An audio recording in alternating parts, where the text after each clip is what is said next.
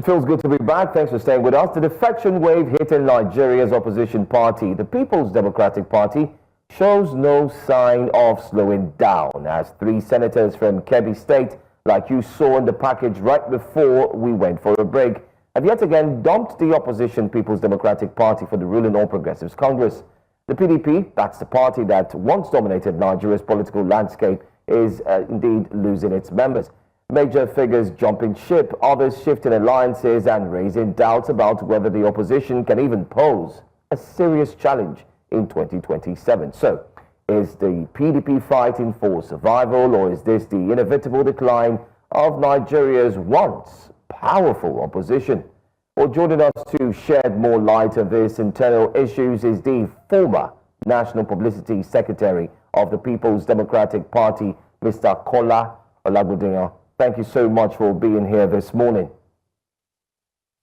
Thank you very much, and good morning to you. Good morning to Nigerians. Very interesting. Well, a lot of persons have, talked about, in short, we've also had PDP members on this platform who have continued to speak, especially on the mass defection of members from your party. Is there any worry or any concern that comes from your end? And are there any indications that you yourself will equally be making a move to the APC?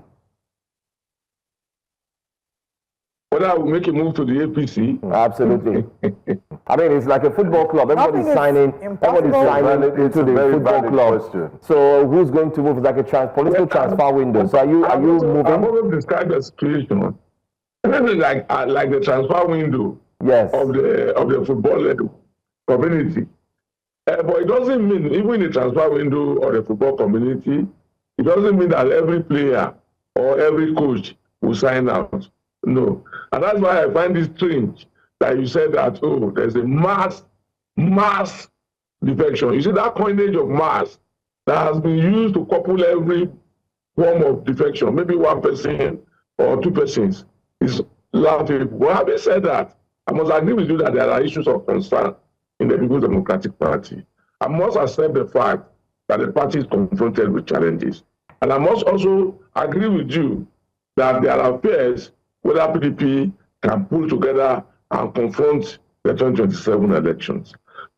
Now, if we look at it historically, or follow the trajectory of alignment and realignment in the political environment of that's where I come from, of Nigeria, you will discover that it's often said that politicians don't follow ideologies and that they follow self-interest.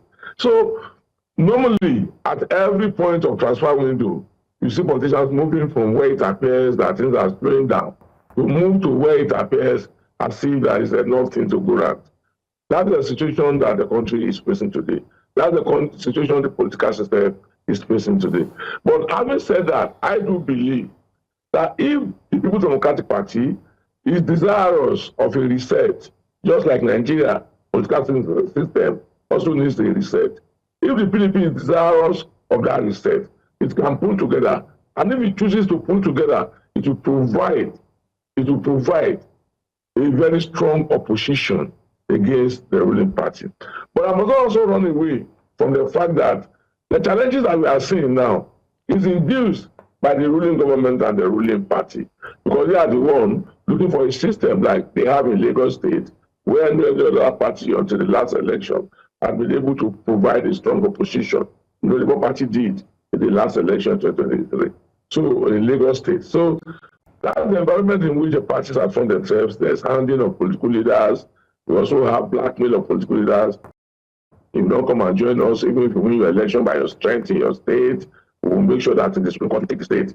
So you have all this scenario playing out, and that is why we are witnessing this form. Okay. Now, Mr. Ologbondiyan, as an insider and a very formidable member of the People's Democratic Party, because you've said you are not looking at the transfer window yet, and you're very much intact within the PDP. You did mention that, if, using the conditional, if the PDP is desirous of a hard reset, then it will get its house in order to put up a formidable challenge to the ruling APC in 2027. From what you've seen so far, just yesterday, let's also note that the entire Senate members in Kebbi State defected to PDP. So this transfer window is not ending anytime soon. From what you see, is the PDP ready for a hard reset? Are they desirous of a hard reset to fix things as we speak today? Well, first, let me talk about the political climate in Kebbi State, where Senator Aliru and the other two senators come from. You see, the leadership in Kebbi always oscillates with where things are happening politically. And if you look at the trajectory of Senator Aliru, particularly being a former governor, and the movements that he has done, and with his group in Kebbi State, I mean, concerning their politics, what is happening now will not be strange to you. And I can even assure you that if in the next couple of months, Senator Aliru sees that, oh, even the APC that he has gone to is diminishing, he might not return to PDP, but he could also go back to wherever formations are being made. That is the nature of the politics of Kebbi State, and I stand to be challenged on that. But having said that, on whether, from my own assessment, I think the PDP will do the needful. Well, if you look at the couple of meetings that they have had, that the PDP leaders have held, starting from the Ibadan meeting, where the certain decisions were taken concerning the internal issues in the party, like creating a date and insisting that the date for National Executive Committee, which has been severally postponed, and saying that the next will hold on May 27, bringing up the issue of National Convention, which I have recommended to hold in August, ahead of the expiration of the tenure of the current NWC members. Then 3, the issue of the National Secretaryship, which has become contentious, which have gone to court and back, and which the Supreme Court has ruled that, oh, parties should be managers of their affairs, stop bringing your problems to us. They made these various recommendations to the National Working Committee. And the National Working Committee, in their 600th meeting, approved these recommendations and have expressed readiness to take these recommendations to NEC. They will follow that trajectory. And everybody has a sincerity of purpose. And they are desirous to say that we have to pull back, we have to bring back our party.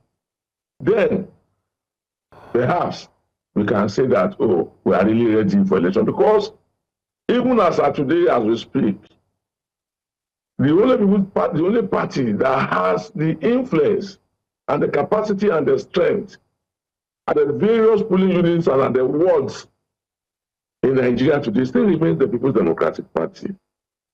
But whether the leaders of the party, who are perhaps out of the influence of the ruling government, or perhaps out of the handing of the local government, the handing of the leaders of the party, or perhaps because one of the major members and leader in the party, I refer to the FCT minister, who is working in the APC government, wants the APC to continue to rule. All these factors will play out in the months, in the years ahead to determine whether the PDP is ready to play the role of opposition. Very, very, very tough one. But let's also look at these mass defections and what it means, especially going into 2027. We do understand that the PDP had a meeting, that was on Sunday, where the FCT minister himself was present, and conversations indeed followed through after that meeting. Talks about the PDP coming back, the possibility of even finding their space in 2027. I mean, you've been there, you've followed through, and you've seen how power had shifted, especially from the former president's time, President Goodluck Ebele Jonathan, and up until now. Would you say that there is a possibility that you would have a right candidate ahead of 2027, whom Nigerians would be, putting their trust on? Well, You see, before we talk about candidature, I think we have to put the homestead in proper in its proper place. If we have not put the homestead in its proper place, how can we talk about candidature? So it is okay.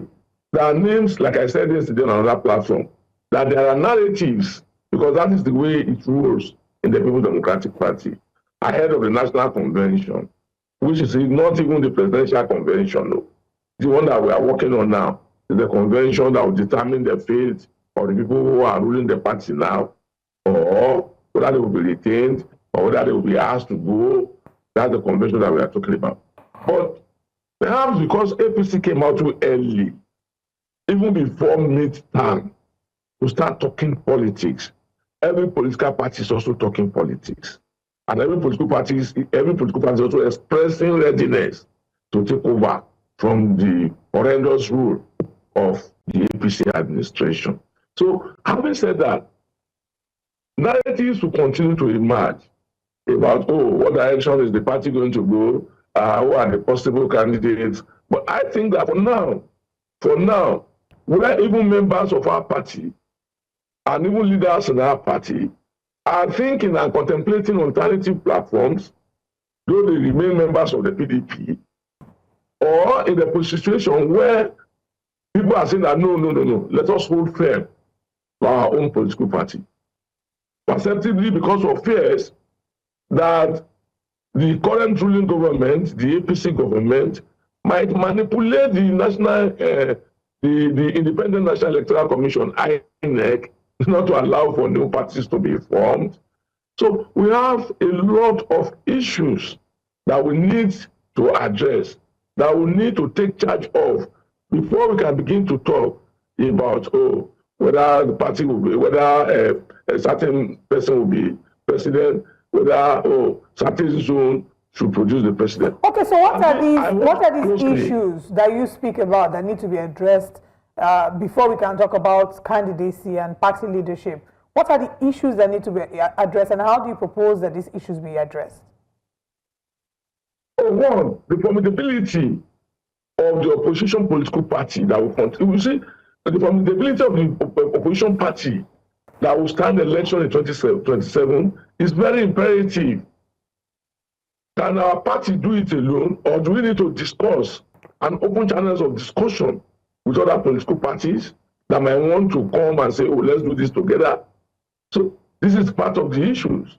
And like I said, there are fears in the political space that even if you say that, okay, I don't want to do APC, I don't want to do PDP, I want to do another party, are we sure that this government and this INEC will allow for fresh political parties? So these are the challenges. These are the issues. And also, we must also remember that one of the outspoken ministers in the President Ahmed Tinubu administration did say on channels that which party are they going to use. So it means that they are already cooking something somewhere. So I think the political class and Nigerians as well must be conscious of these issues. And me, I believe, and I say it everywhere, 2027 is not going to be about any political party. It's going to be about the pains. It's going to be about the hunger. It's going to be about the deniers. It's going to be about the lack of funding in our respective forces. It's going to be about the fact that the economy is in shambles, whether the government wants to accept it or not. The people on the other flank, we, the ordinary Nigerians, who know where the shoes are hurting us, will determine whether the government is free to continue or not. All right. I mean, you've said what these issues are and how exactly you think that this should be handled. Also, let's talk about all the opposition. And this is a question we ask everybody who's come up to discuss about the People's Democratic Party and the challenges within the party, if they see the possibility of collaborating with other political parties. So it's a twofold question I'm going to ask. First, the possibility of zoning to the north in response to what the Minister of the FCT said, zoning to the south rather first, and then to also talk about the possibility of collaboration with other political parties, or like we'll call it, coalition with the other political parties. Well, all these matters that you have raised are in the contemplation of discourse in the political space. So, and because they're in the contemplation of discourse in the political space, no any individual can say that this is the direction, this is the direction things are going to go. No. But like I said, every issue that you have raised now has become a narrative in the political space. And it has also entered into discourse in the respective political platforms. So we follow the trajectory as it goes. And I don't think that we can, on this platform and at this sitting, determine the shape of what is going to happen. But what's important, what's imperative, and what must be taken into consideration is the fact that all these issues are being discussed, whether in loud tones or in hushed tones, among politicians within the political class. Well, let's continue to look forward to more information that would come out from the PDP. But also, are you of the opinion that the former vice president, who happened to be the runner for the 2023 elections, His Excellency, or better still, you could call him Alhaji Atiku Abubakar, are you of the opinion that he should actually run again for 2027?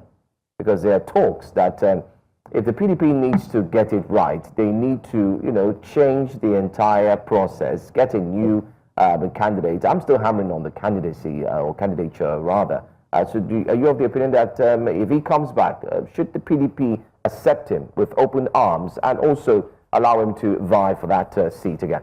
I mean, this is assuming that the house has been put in order, and then we've now moved on to candidacy. Well, that's a difficult question for me as an individual, because when it comes to politics, decision about ambition is personal. It is yours to make. It is mine to make. It is yours to say that, oh, I'm going to contest this election. It is mine to decide whether I want to vote for you or not. So it's not easy for any other person to say that, oh, Mr. So and so must not contest. Well, the Constitution guarantees his right to contest if he chooses to.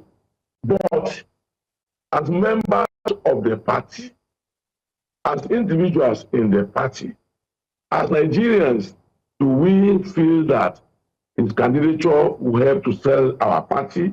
That's the question that the leaders must respond to. That's the question that if Alhaji Atiku Abubakar, the former vice president, chooses to bring himself out for election, and will go for a delegate election, that's the question the delegates must ask themselves. I don't believe that it is in the power of any other individual, whether he's zone to the south or whether he's zone to the north, whether he's zone to the east or whether he's zone to the west. There are people that might want to contest, and I would say that how can this person be the candidate? Or another Mr. B can say that why would that person from that zone be the candidate? But all these are within the realm of those individuals' contemplation. Until you go to where they want to determine their vote, and you vote in one way. Sorry to butt in. But what do you make of the statement? You cannot say that the man who has an ambition. Sorry to butt in, but what do you make of the statement? That ambition. That is the hard fact. Whether you are going to accept it or not is a different thing. But what do you make of the statement coming from the FCT minister that says that it must go to a different part of Nigeria, and not from the north, possibly going to the south? I describe that. Yeah, I describe that as one of the narratives in the political space, because at the end of it all, the FCT minister desires that. It's a desire that, oh, the South has to complete its 8-year term. Oh, somebody somewhere else will say that, yes, I agree with you that the South has to complete its 8 years. Somebody else in PDP can come out and say yes, but the PDP will produce a candidate from the Southwest. Another person will come out and say, yes, I agree with you, Mr. FCT minister. But that position will go to the South, but must go to the Southeast. Another person will come and say, no. It has to be South-South. Another person will come from the North and give you reasons why it must go to either the Northwest, the Northeast, or the North Central. So it's about narrative. So it's about narratives, and it's about how this narrative will be shaped ahead of the election. It is not in the saying of any individual to say that, oh, a party that has hundreds of thousands or millions of members will go in this direction. It is the party that will decide what direction they want to go. Now, Mr. Ologbondiyan, as we inch towards the 2027 elections, following the defection of Governor Sheriff Oborevwori of Delta State, are we expecting any more governors to defect, knowing that Governor of Cross River State has openly endorsed President Bola Ahmed Tinubu for the 2027 elections, even though he's a member of the PDP? And where did the ordinary Nigerians factor in all of these defections and political calculations? No one is talking about them. Well, to be honest with you, governors will defect, senators will defect, House of Rep members can defect, State Assembly will defect, people will defect. We said it, we agreed from the beginning that is a season of defection. So people will defect. But also don't forget, because it's very important for us as colleagues, as journalists, in our analysis, we must also remember to add that in the 2023 election, that we had a governor in Delta State, in person of Senator Governor Ifeanyi Okowa. We also had him as a vice presidential candidate. But the PDP lost that state to the Labour Party. It's a clear message that this is not about which party is in power. It is about the determination of the people who are the electorate to choose who their leader, who their president, who their governors will be. I think that as colleagues and as journalists, fellow colleagues, I think our agenda setting should be about where will the people go. Not where, no matter how strong an individual is, not where, no matter how hard that individual is, whether he can influence the totality of the hemisphere of his of where he participates in elections. So that's my own take. We unfortunately have to wrap up the conversation here as we have to go on a break. Mr. Kola Ologbondiyan, thank you so much for joining us this morning on the show. Again, we hope that the PDP is able to put its house in order and do that as quickly as possible in time for 2027. Thank you for your time.